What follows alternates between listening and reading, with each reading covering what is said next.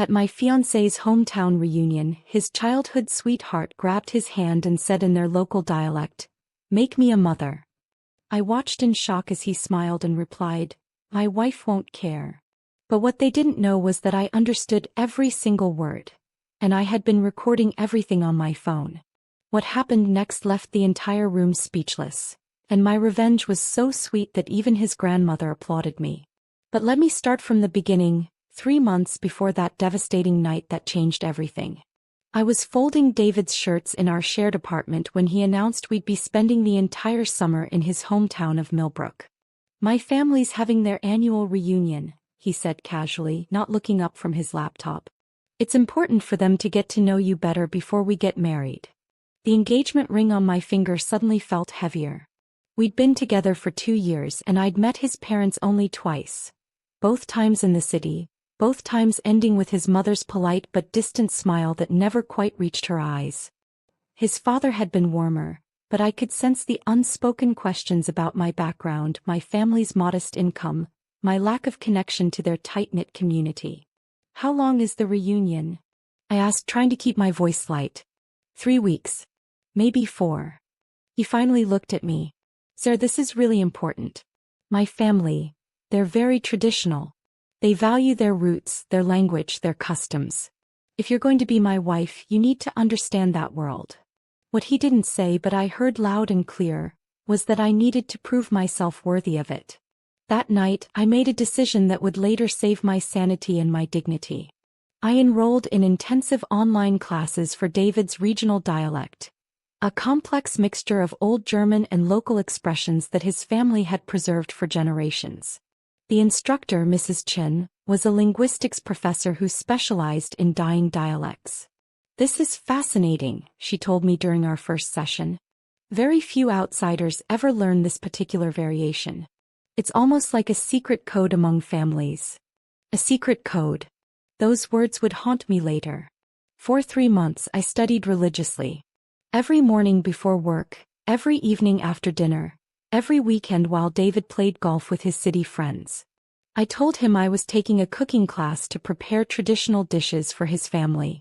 He seemed pleased but distracted, always on his phone lately, always stepping out to take work calls that seemed to energize rather than stress him. I threw myself into becoming the perfect future daughter-in-law. I researched Millbrook's history, learned about local traditions, practiced recipes I found online.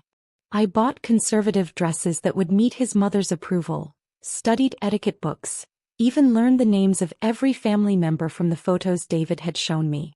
The one name that came up most often was Lily Hartman, his childhood best friend, his first kiss, his high school prom date. "She's like a sister to me now," David always said when her name came up. "She's been through so much. Her husband left her last year and she's struggling as a single mom. My family really supports her." I felt sympathy for this woman I'd never met. David spoke of her with such protective tenderness that I actually looked forward to meeting her, imagining us becoming friends, me being the supportive sister-in-law she needed. How naive I was. The signs were there if I'd been looking. David's increased phone usage, his sudden interest in weekend trips to visit family, the way he'd become secretive about his social media, even changing his passwords. When I'd casually mentioned wanting to see photos from his recent hometown visits, he'd deflected with jokes about boring family stuff that wouldn't interest me. 2 weeks before we left for Millbrook, I discovered David's old phone in the bottom of his gym bag while looking for his spare charger. Curiosity got the better of me. I'd never been the snooping type, but something felt off. The phone was dead, but when I charged it, months of messages flooded in. The conversations with Lily made my blood run cold. Not because they were romantic, they were worse. They were practical, clinical. They discussed timing, logistics, family reactions. They talked about me like I was an obstacle to be managed rather than a person to be respected. But I didn't confront him.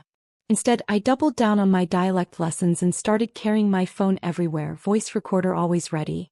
If David and his family thought they could play games with the naive city girl, they were about to learn that this naive city girl had been paying very close attention indeed. The night before we left for Millbrook, David held me close and whispered, "I'm so proud of how hard you're trying to fit into my world, Sarah. My family is going to love you.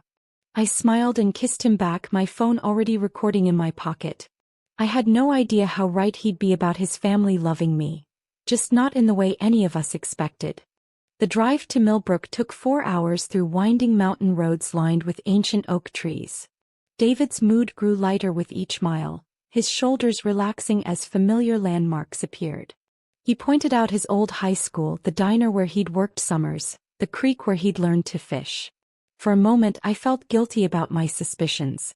This was the man I'd fallen in love with, enthusiastic, nostalgic, genuinely excited to share his roots with me. There's the Hartman place, he said, slowing down as we passed a charming farmhouse with blue shutters. Lily's been fixing it up since her divorce. She's incredibly talented with restoration work. I noticed how his voice softened when he said her name, how his eyes lingered on the house a beat too long. My phone was already recording in my purse, a habit I'd developed over the past 2 weeks. The Brennan family compound was impressive, a sprawling Victorian mansion surrounded by smaller cottages where various relatives lived. David's grandmother, Elena, greeted us at the main house. She was a tiny woman with sharp blue eyes and silver hair braided in an elaborate crown.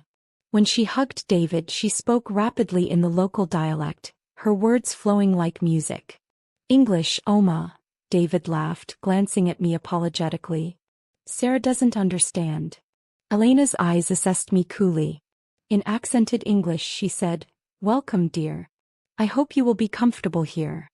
But I caught the subtle exchange of looks between her and David, a conversation in glances that I wasn't meant to understand. The first 2 days passed pleasantly enough. I helped David's mother, Margaret, with meal preparations, admired family photo albums, and listened to stories about David's childhood. The dialect flowed around me constantly, during family dinners while the women worked in the kitchen, in quiet conversations that stopped when I entered rooms. I smiled and nodded, playing the role of the outsider trying her best to fit in. But I was understanding everything. Every skeptical comment about my cooking, every speculation about whether I was really right for David, every discussion about family business that I supposedly couldn't follow. Most disturbing were the frequent mentions of Lily, how she was struggling but staying strong, how she understood the family ways, how she'd always been like David's other half. On the 3rd evening, Lily finally appeared. She arrived during dinner, letting herself in through the kitchen door with the familiarity of family. "Sorry I'm late," she called out, her voice carrying that particular musical quality of someone born to the dialect. Emma had a doctor's appointment. Emma, I learned, was her 4-year-old daughter, a beautiful child with dark curls and David's exact shade of green eyes. The resemblance hit me like a physical blow, but I kept my expression neutral as Lily entered the dining room. She was everything I wasn't: petite where I was tall, blonde where I was brunette, soft-spoken where I tended to be direct. She moved through the family gathering like she belonged there, kissing cheeks, accepting hugs, settling into the chair that had apparently been saved for her. Right next to David. "Lily, this is Sarah," Margaret said with barely concealed reluctance. "David's fiancée." Lily's smile was warm and genuine as she shook my hand. "I've heard so much about you. David talks about you constantly when he visits." Her English was perfect, but I could hear the dialect's rhythm underneath. The conversation flowed naturally, but I noticed how the family unconsciously arranged themselves. David and Lily were at the center, their easy banter drawing laughs and approving nods. I sat slightly apart, the observer rather than the participant. When discussions turned to local matters, crop yields, neighbor disputes, town politics, they naturally switched to dialect, leaving me smiling politely while entire conversations happened around me. "Sarah's been trying so hard to learn our ways," David told his uncle during dessert. "She's even taking cooking classes to make traditional dishes." "That's wonderful," Lily said, her tone encouraging. "It must be difficult coming from such a different background. But family traditions are so important, aren't they? They're what bind us together across generations."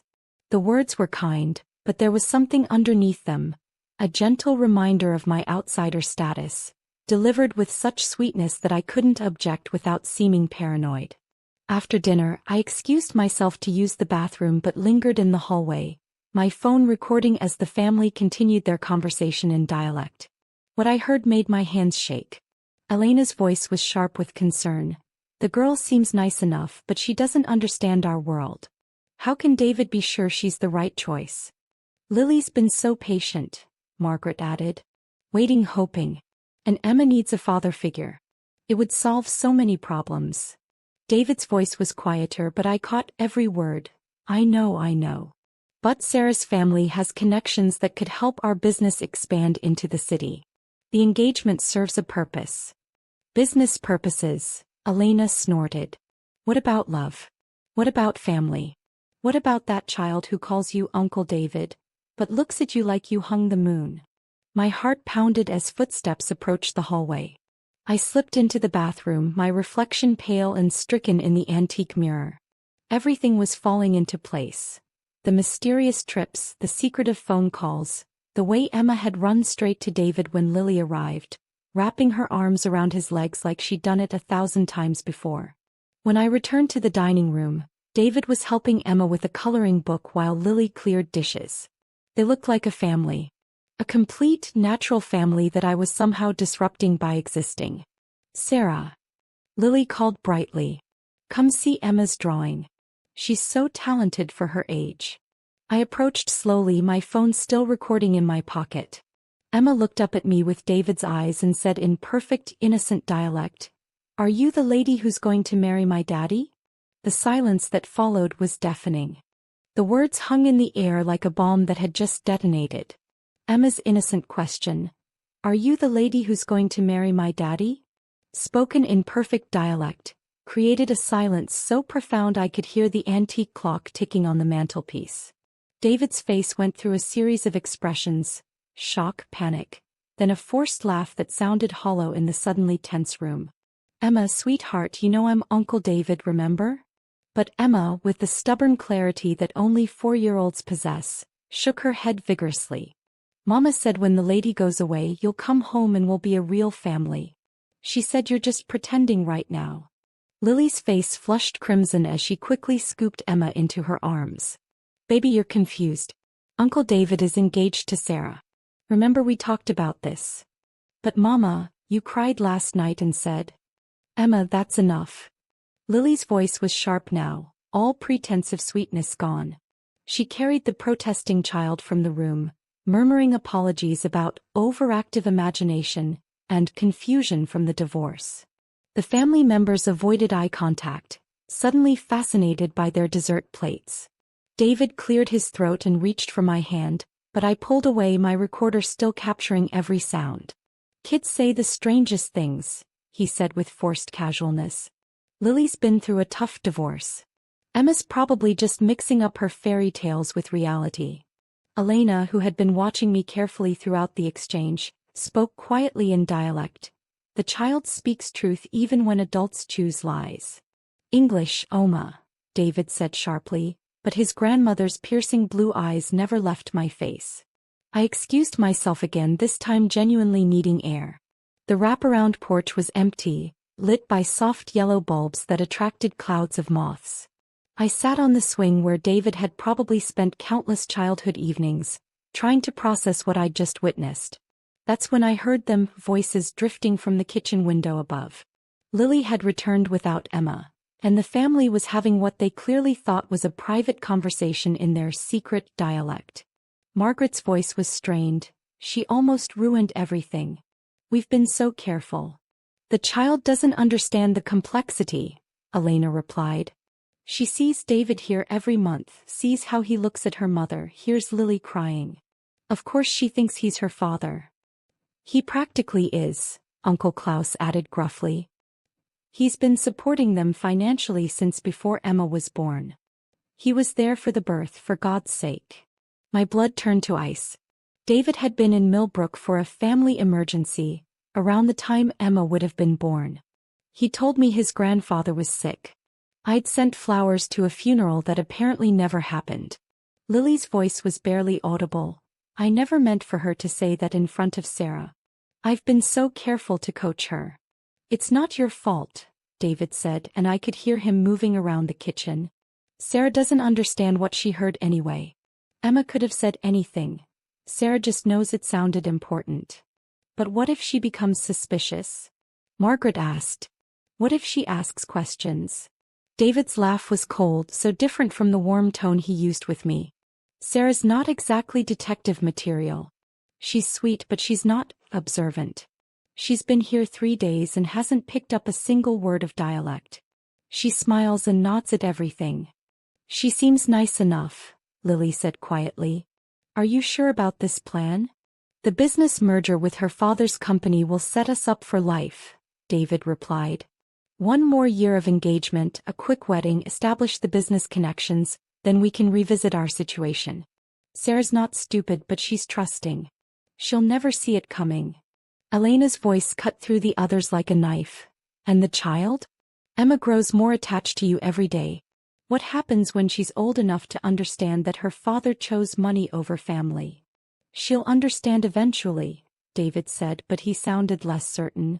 Business is business. Family takes care of family. Family, Elena repeated, her tone dripping with disgust. You speak of family while lying to the woman who wears your ring. I heard footsteps moving toward the kitchen door and quickly moved to the far end of the porch, pretending to admire the garden. My hands were shaking so badly I could barely hold my phone, but the recording was crystal clear. David found me there 10 minutes later, his concerned fiancée mask perfectly in place. Hey beautiful. You okay? You seemed upset earlier. I turned to face him, studying the features I'd once found so handsome. Just processing everything. Emma's adorable. She looks so much like you. His smile never wavered. People always say that about kids and adults they're around a lot. She's been part of our family since birth. It's natural she'd pick up some of our mannerisms. Of course, I agreed sweetly. It's wonderful how close your family is with Lily. She's lucky to have such support during her difficult time. We take care of our own, David said, pulling me close. His embrace felt like a trap now, his familiar cologne making me nauseous. That's something you'll understand better once we're married. Family loyalty is everything here. Family loyalty. The words echoed in my mind as we went back inside, David's hand possessively on my lower back. I smiled and nodded through the rest of the evening, playing my part perfectly while my phone continued recording every cruel laugh, every dismissive comment, every detail of their elaborate deception. They thought I was just sweet, trusting Sarah who couldn't understand their secret language. Tomorrow night, at the main family reunion with over 50 relatives present, they were going to discover just how wrong they were. The next morning, I woke up with crystalline clarity about what I needed to do. David was still sleeping, his face peaceful in the early dawn light streaming through the lace curtains. For a moment, I remembered why I'd fallen in love with him. The way he'd hold doors open for elderly strangers, how he'd insisted on meeting my parents properly before proposing, his genuine laugh when I'd burned dinner attempts. But that man felt like a stranger now. I dressed quietly and slipped out of the cottage, my phone already recording as I walked through the dew-covered grounds. The main house was stirring with early morning activity. I could hear Margaret and her sisters preparing for today's massive family gathering. Tonight would be the official reunion dinner, with relatives coming from 3 states to celebrate the Brennan family's annual tradition. It would also be the perfect stage for my own performance. Elena was in the garden, tending to her prized roses with the dedication of someone who understood that beautiful things required both patience and ruthless pruning. She looked up as I approached, her sharp blue eyes missing nothing. "You're up early, child," she said in accented English, though I caught the subtle test in her tone. Would I respond to the dialect phrase she'd muttered under her breath? I kept my expression neutral. I wanted to help with preparations. David's still sleeping. She studied me for a long moment, then returned to her roses. "These flowers have been in our family for 4 generations. My great-grandmother brought the cuttings from the old country. They survived drought, harsh winters, even a fire that nearly destroyed the house. They're beautiful," I said genuinely, admiring the deep red blooms.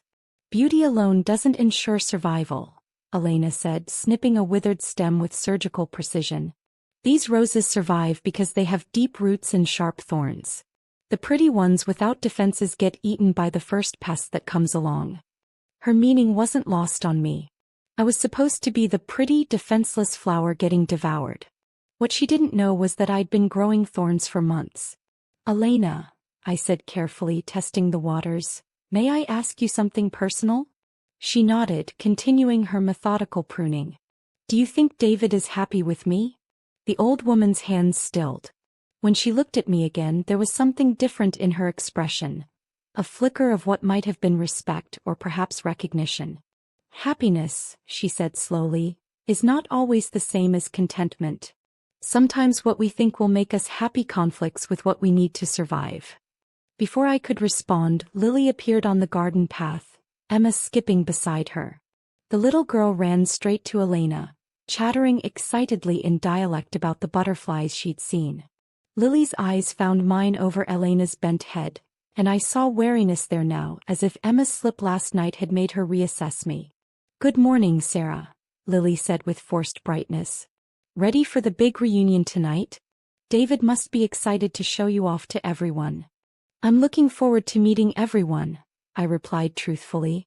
"David's told me so much about the family traditions." Emma tugged on my dress, looking up with David's green eyes. In careful English she asked, "Will you play with me today? Mama's busy cooking." My heart clenched at the innocence in her face.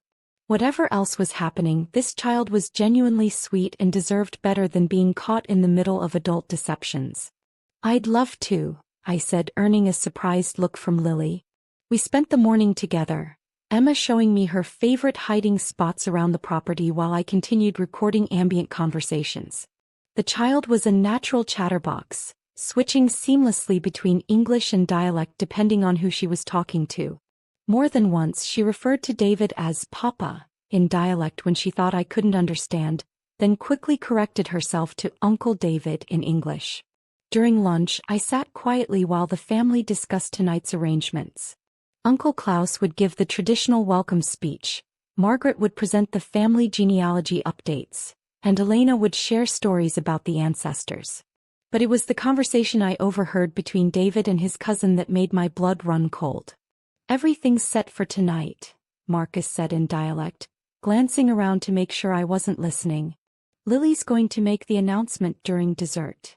"Good," David replied in the same language. "Get it done publicly so Sarah can't make a scene.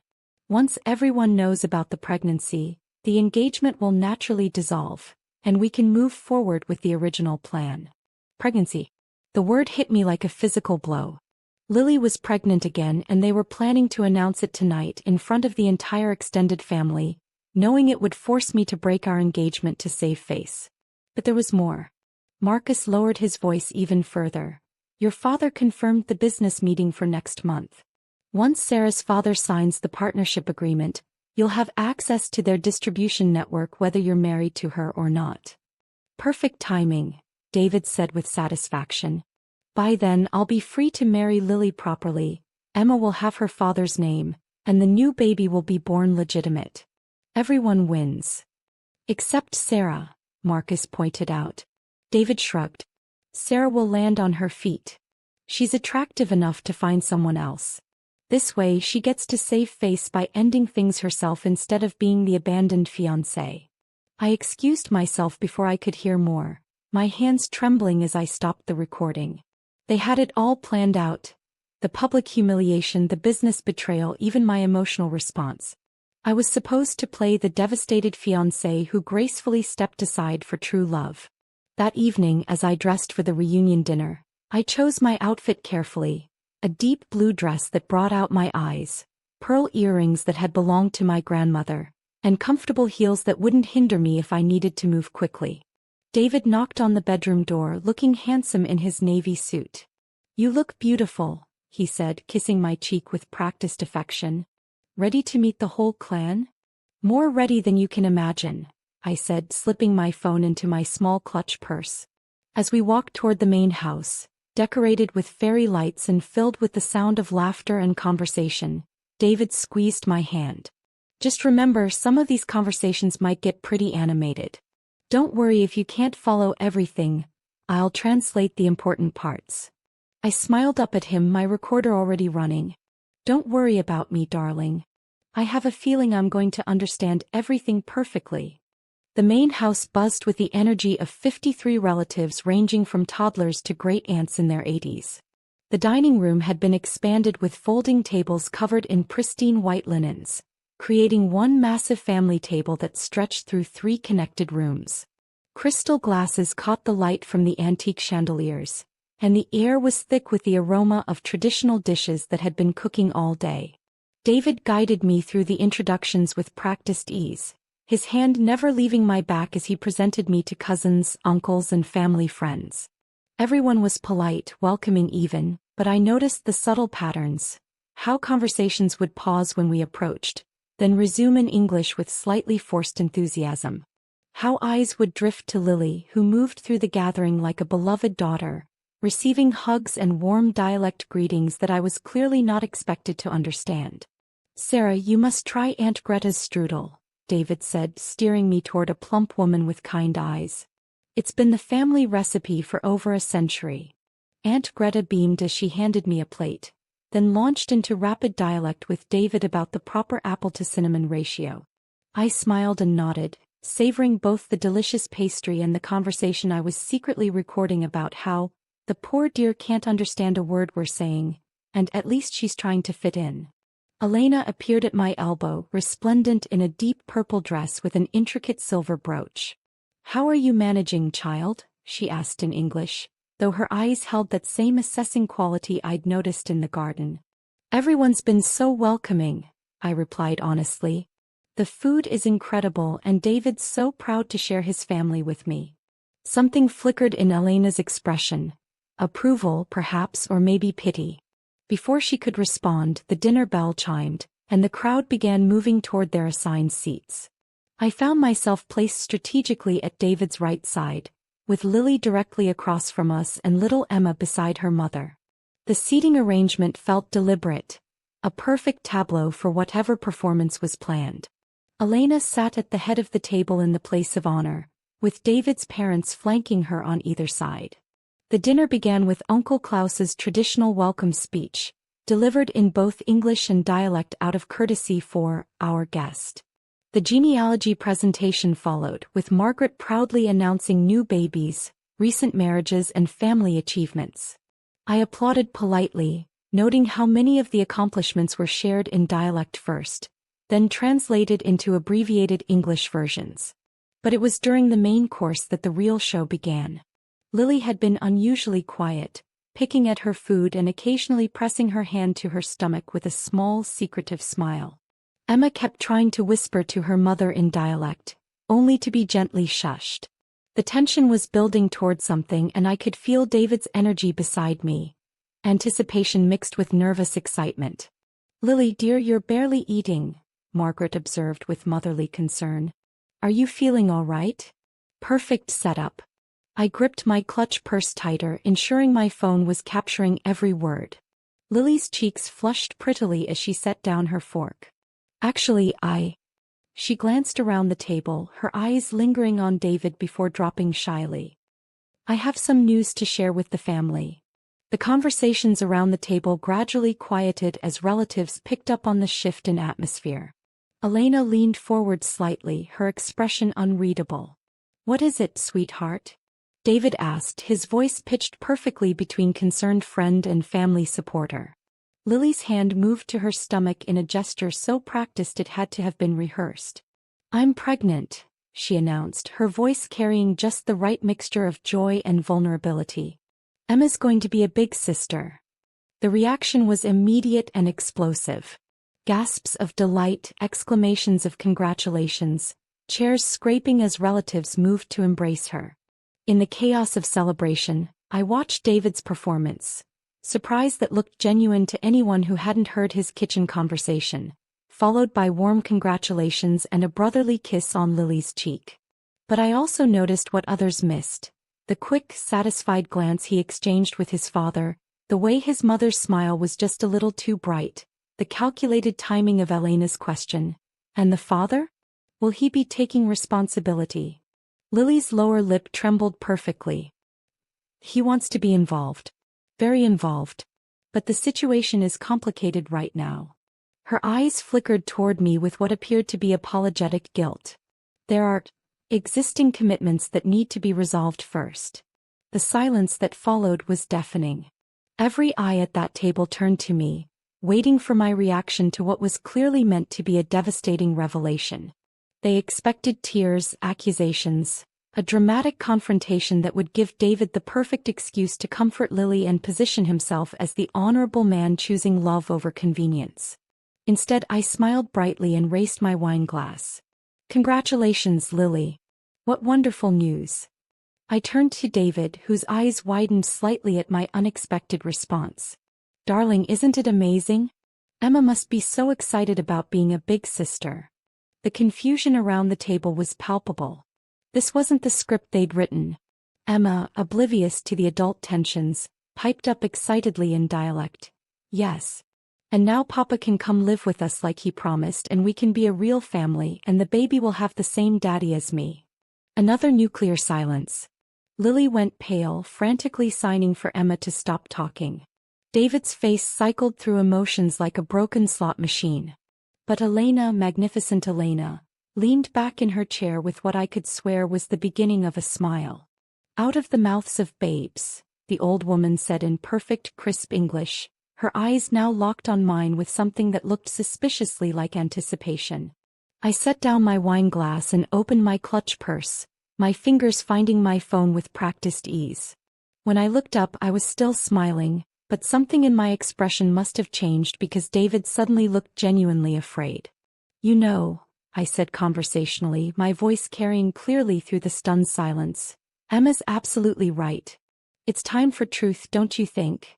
And then I began to speak in their secret dialect, my pronunciation flawless after months of intensive study. You know, I said conversationally, my voice carrying clearly through the stunned silence, Emma's absolutely right. It's time for truth, don't you think? And then I began to speak in their secret dialect, my pronunciation flawless after months of intensive study. I've been listening to your family conversations for 4 days now, I said, watching 53 faces transform from confusion to shock to horror. Every single word. David's wine glass slipped from his numb fingers, red liquid spreading across the white tablecloth like blood. Lily made a small choking sound, her hand flying to her throat. But it was Elena's reaction that surprised me most. The old woman's eyes were sparkling with what looked suspiciously like delight. I continued in their dialect, my voice steady and clear. Margaret, you were wrong about me not being detective material. Klaus, the business merger you discussed? My father will be very interested to know how you plan to manipulate it. And David. I turned to my fiancé, whose face had gone ashen. The monthly visits to support your struggling friend? The grandfather's funeral that never happened?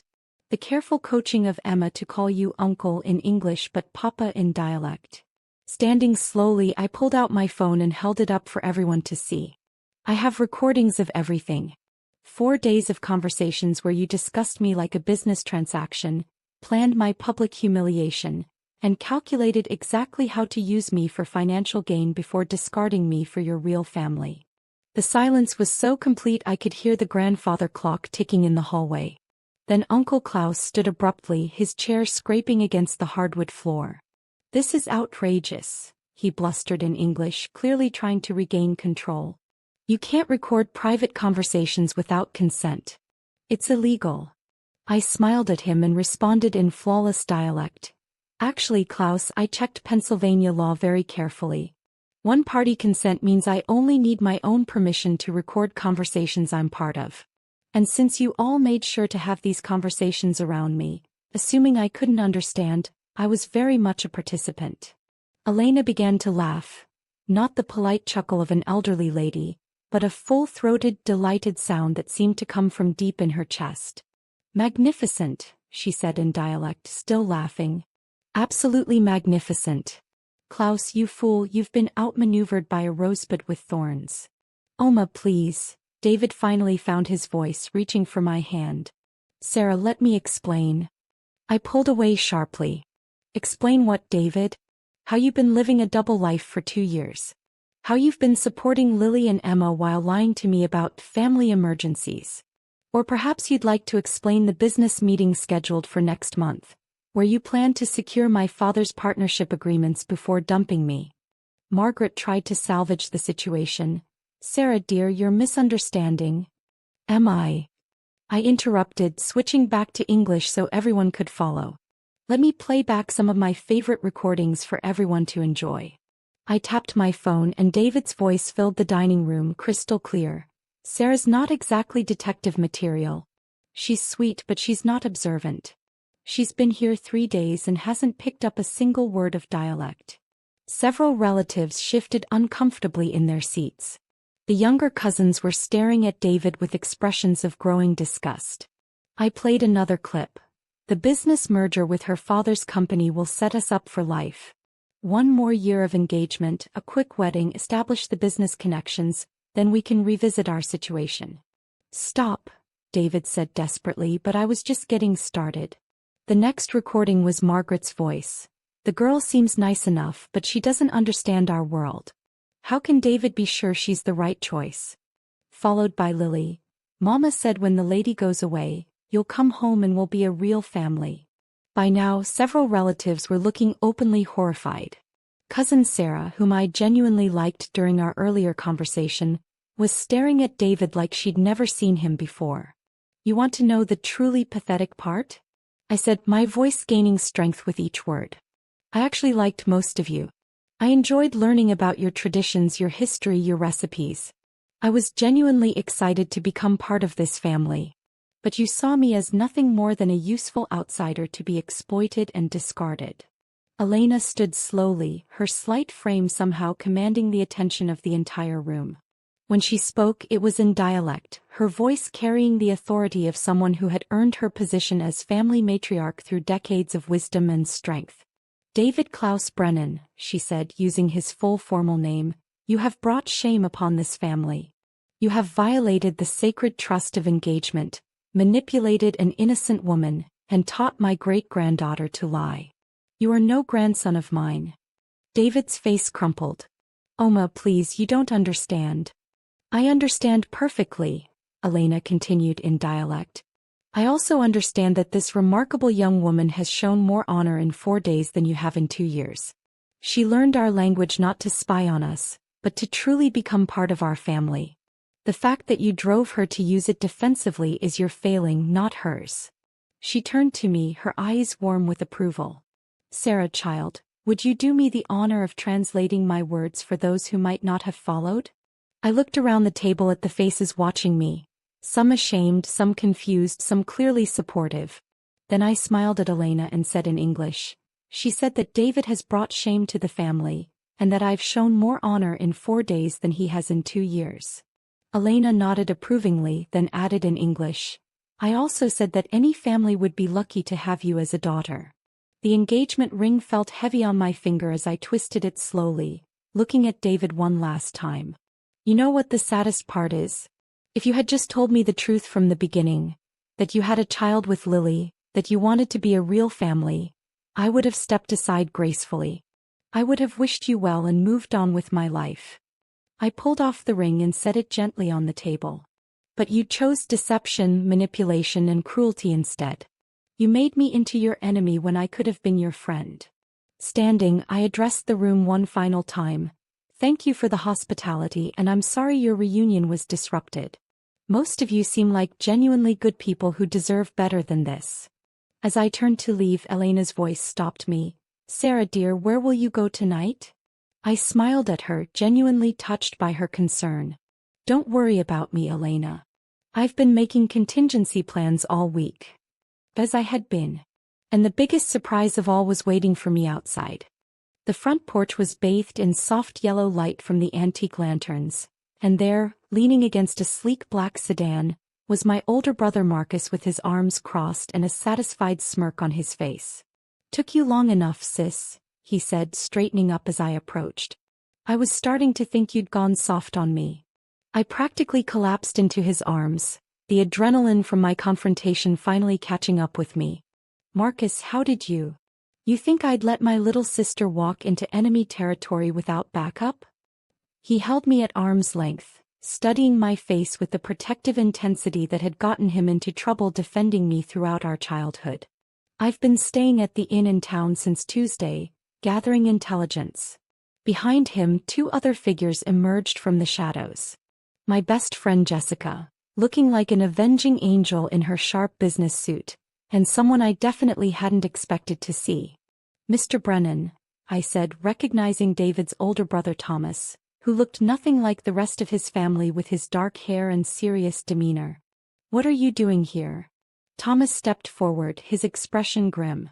Trying to prevent my family from making the biggest mistake of their lives. I've been watching this disaster unfold for months, Sarah. I tried to warn David, but he wouldn't listen. Jessica grabbed my hands, her eyes bright with barely contained fury. When you called me last week and played those recordings, I wanted to drive straight here and burn this place down. But Marcus had a better idea. My brother pulled out his own phone with a wolfish grin. While you were playing detective inside, I've been having very interesting conversations with local business owners, the county courthouse, and a few journalists who specialize in financial fraud. Marcus, what did you do? Remember how David's family planned to use Dad's business connections after stringing you along? Well, it turns out the Brennan family construction company has been cutting some very interesting corners on their government contracts. Substandard materials, falsified inspection reports, bribes to local officials. Thomas winced but nodded. I've been trying to get my father and uncles to address the problems legally, but they kept ignoring me. Said I was being overly cautious and that everyone does business this way. Not everyone, Jessica added with grim satisfaction. We spent 3 days documenting everything. The State Attorney General's office will be very interested in our findings. I stared at my brother in amazement. You investigated David's entire family? Sarah, they made one crucial mistake, Marcus said, his voice taking on the cold, analytical tone that had made him one of the youngest partners at his law firm. They assumed you were alone and defenseless. They never considered that you might have family who would go to war for you. The front door of the house burst open and David stumbled out, his face wild with panic. Sarah, wait. You can't just leave like this. We need to talk. He stopped short when he saw the group assembled on his front lawn. Thomas stepped forward, his expression disappointed rather than angry. David, stop. Just stop. Tommy, you don't understand. Sarah's being completely unreasonable. She recorded private family conversations. I understand perfectly, Thomas interrupted. I understand that you've been lying to everyone for 2 years. I understand that you got Lily pregnant, abandoned her, then decided to come back when it became convenient. I understand that you planned to commit fraud using Sarah's family connections. David's face went white. We weren't committing fraud. The falsified inspection reports on the Morrison Elementary School project say otherwise, Marcus said quietly. The school where Emma will be attending kindergarten next year, by the way. How do you think the parents will feel when they find out the gymnasium they thought was built to safety standards is actually a lawsuit waiting to happen? You're bluffing, David said, but his voice lacked conviction. Jessica held up a thick folder. Sworn affidavits from 3 construction workers who were ordered to use substandard concrete. Copies of invoices showing payments for materials that were never delivered. Bank records showing payments to city inspectors who signed off on work they never actually inspected. The state investigation launches Monday morning, Marcus added. Though I suppose if certain family members were willing to cooperate with authorities and testify against the main perpetrators, the prosecutors might be inclined toward leniency. Thomas looked at his younger brother with profound sadness. David, I offered you multiple chances to come clean. I begged you to break things off with Sarah honorably instead of this elaborate deception. Now you've dragged the entire family into a scandal that could have been avoided. But the business, the family livelihood, will survive if we act quickly and honestly, Thomas said firmly. But only if we stop the lies now. All of them. The front door opened again and Elena appeared, moving slowly but with purpose. She had changed from her formal dinner dress into a simple black outfit that somehow made her look even more formidable. Thomas, she said in English, nodding approvingly at her eldest grandson. I wondered when you would finally act.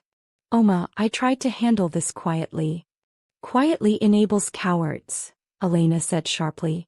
She turned to me, her eyes bright with something that might have been pride. Sarah, child, you have shown my family what honor looks like. We have forgotten, but you have reminded us. She pulled a small, worn leather journal from her pocket. This contains 4 generations of Brennan family records. Business dealings, property transactions, family history. Take it. Elena, I can't. You can and you will. My family has behaved dishonorably toward you. This journal contains enough information to destroy us completely, or to help us rebuild properly. I am placing our fate in your hands because you are the only person here tonight who has proven worthy of that trust. David lunged forward. Oma, you can't give her that. It contains information about everyone. It contains the truth, Elena said coldly. Something you seem to have forgotten the value of. She pressed the journal into my hands, her fingers surprisingly strong. Do with it what your conscience dictates, child. But know that whatever you decide, you have the respect of at least one member of this family. I looked down at the leather journal, feeling its weight, not just physical but moral. In my hands lay the power to destroy David's family completely or to help them find a path toward redemption. Behind Elena, I could see other family members gathering on the porch, drawn by the commotion. Lily stood in the doorway holding a sleeping Emma, her face streaked with tears. Margaret clutched Klaus's arm, both of them looking old and frightened. Even some of the younger cousins had appeared, their faces reflecting confusion and growing understanding. Sarah, David said desperately, please, think about Emma. Think about the innocent people who will suffer if you use that information. I looked at him for a long moment, this man I had loved enough to change myself for, this man who had been willing to destroy me for money and convenience. You're right, David, I said quietly. I am thinking about Emma. I'm thinking about the little girl who deserves a father who tells the truth. I'm thinking about all the innocent people in this family who deserve better than being dragged down by your choices.